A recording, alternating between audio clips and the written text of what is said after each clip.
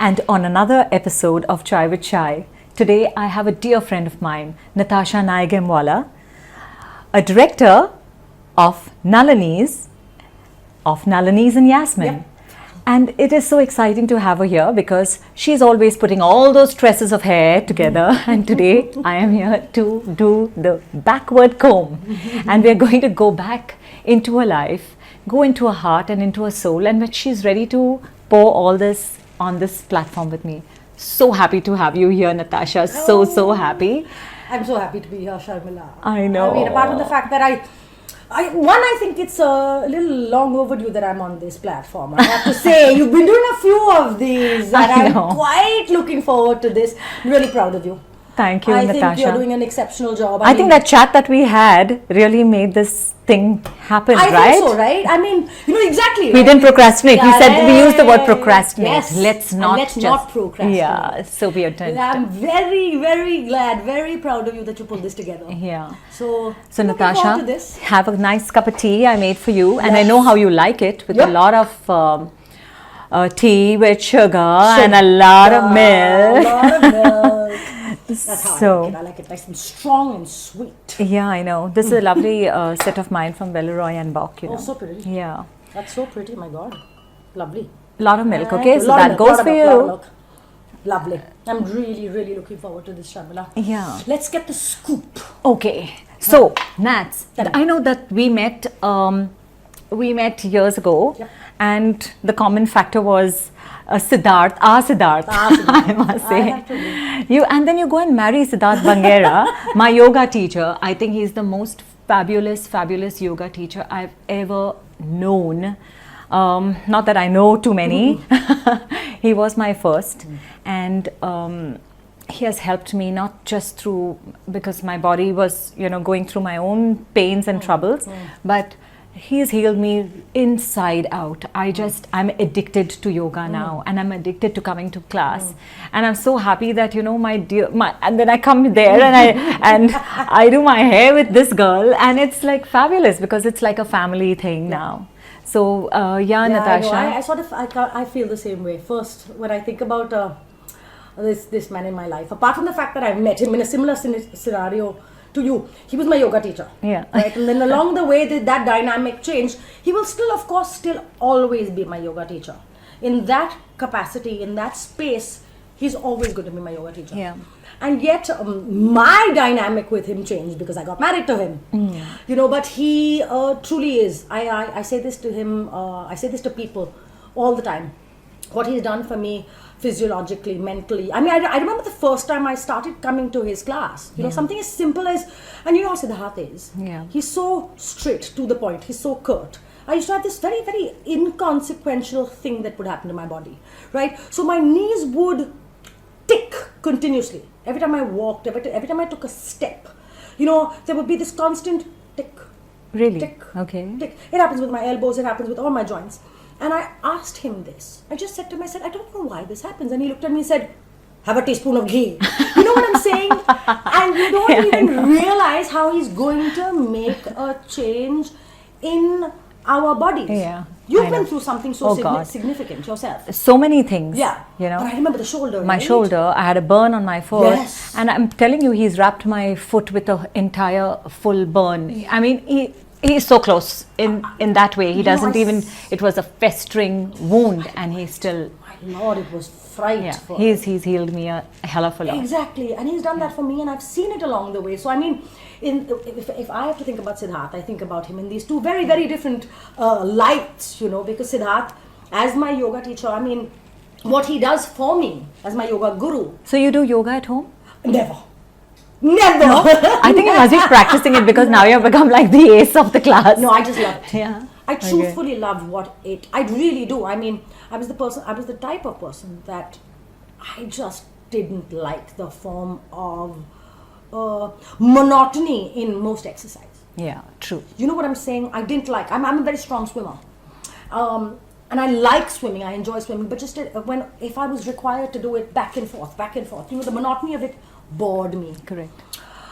When I started yoga, apart from the fact that it had this healing benefit in my life, but it also was so vast and so intelligent.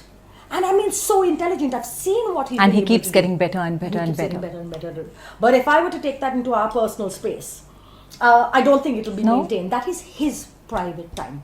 For his private, very sacrosanct to him. So was he your first boyfriend? See,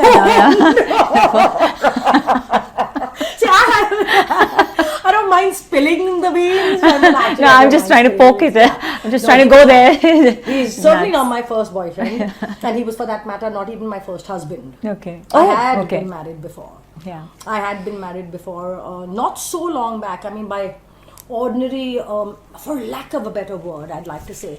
You know, for ordinarily, I was a late sort of arriver, if that's a word, into the world of marriage by Indian standards. My first marriage was at 31. Okay, not so bad. My second marriage to Siddharth was when I was 43. But this stage in India, that would have been like... You're 43? I mean... I was 43, I'm 47. No. Yeah. I remember one day my mom saying something to me where she said, you know, not... And, you know, we've been brought up to, you know, with these words, you know, oh, compromise is a good thing. And there was, you know, oh, breathe, count to 10. And I'd be like, count to 10? How can I count to 10 when I know I've been wronged? Yeah. What does count to 10 do when I know I've been truthfully wrong? Yeah. Does it dissipate? You know, I'm presently alive now, right? So I said to my mom, I said, I'm presently alive right now. Yeah, it must have been And why hard. should I have to give up on this life? Yeah. The life I'm living presently. Yeah. In the hopes of, you know, him 40 years later, 30 years later, turning to be the most kind, generous, you know, gracious man. Yeah. Why should you work on that? No, and why should I give up on my, like I'm saying, to me it felt like a form of imprisonment. Yeah. Sure. And I was not willing to tolerate that. I was not willing to give up on that. Yeah. You know, we've been led to believe so much. You know, by all the time, you know, marriage is a tough institution. Of course it's a tough institution. Marriage is a sacred institution. Of course it's Yes. You know, marriage was like, okay, you have to just compromise and you have to be there. Stay in it. Yeah. Stick in it. And I couldn't understand why. I'm so glad it took you a long time. Long time. You know, when I think about my life, Sharmilla, and I truly worked damn hard for effing hard. I know. To make myself be happy, feel happy. So there is something that I feel is way beyond our powers. And I am so grateful each day because every day just helps me grow and into a better human being. But look at us now, you know, like, okay, we've gone through that difficult patch, but then you come out successful and you come out content and rocking. And through all your I remember your turmoils in your business, you know, when it was at work. Rock bottom. At rock bottom. Rock bottom. Tell us about that. That was very interesting. Like how you managed to actually step up again. Somebody asked me just yesterday, I was describing this to a very dear friend who now knows of what had happened to me in my professional space. And what happened to me a year and a half back in my professional space. I was at rock bottom. Actually, I was discussing this with somebody in our class. Okay. The yoga class. The yoga class. Somebody I'm friendly enough with. And he said to me, but nuts, I never saw it. And I said, thankfully I made off the kind of great... My first marriage failing was a walk in the park in comparison. Sharmilla. That was a walk in the park. That failure required me to go in for counseling. Really? Yeah. But it didn't break me as much as what happened to me last year in my professional space. Okay, you're saying you went for counseling for the marriage thing, for the breakup. And yet, like I'm saying, if we put things into perspective in our lives, you know, we'll realize what stigma tells us should be the hardest thing in our lives doesn't necessarily have to be the case. Because I've experienced it for myself. What by popular demand, one would think a failed marriage should be what breaks a human being didn't break me. And yet what happened to me in my professional space last year. That shook you up. Nearly did break me. Yeah. I think there are a few of us in this world that actually are fortunate enough to find jobs and careers that they actually truthfully do love. Yeah. And I've always maintained part of the reason I love my job is because of what it makes me feel. There is a selfish gain in it for me. When I can make a human being feel happy, whether it be for the hour, whether it be for the coming week, whether it be for the coming month, if I can make somebody feel better about themselves, Yeah. Which they do feel. Often, am I not making myself feel better? I certainly am. Like I'm saying, half of it is selfish. I'm not even denying. It's not selfless. No, because makes you me love feel your good about work. So I do love my work. So it's like you're playing. It's your playground. It's my playground. It's you know what I'm saying. It's there's such diversity in what makes me feel good about this job. There's the human interaction. Correct. You know, I'm getting to know people. I'm getting to know different types of people. Because people put their head, they're putting their trust in you. That. One of the downsides of the job is that I hear women more than men so self-deprecating. Yeah, we I do don't that like all my the hair, time. I don't like my chin. I'm so I have fat. a fat face. I have a big bum. I have a big belly. I have big arms. You know. Yeah. We have Yeah. so much self-deprecation. Because of the competition, I guess it's everybody is just trying and working so hard towards their look. It's so fake. We need to break this It's to so some fake. degree. You Yeah. know, we need Yeah. to break it. Nobody's saying take the time and don't take the make the effort. Yeah. Of course, make the effort. But don't let it consume you to a point wherein you feel less about yourself. I hate my double chin. Okay. I don't know which part of It's this my it is. little You're gorgeous, eye. darling. You're superb.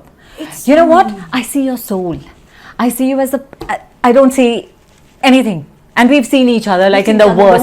no, like- I come with my in a sleepy hair mode and bad hair and whatever, and then back at yoga like we are with no makeup and hair all tied in a bun and just sweaty, betties, sweaty everything. And I just think that we need to say, so what? This is what we are. Okay.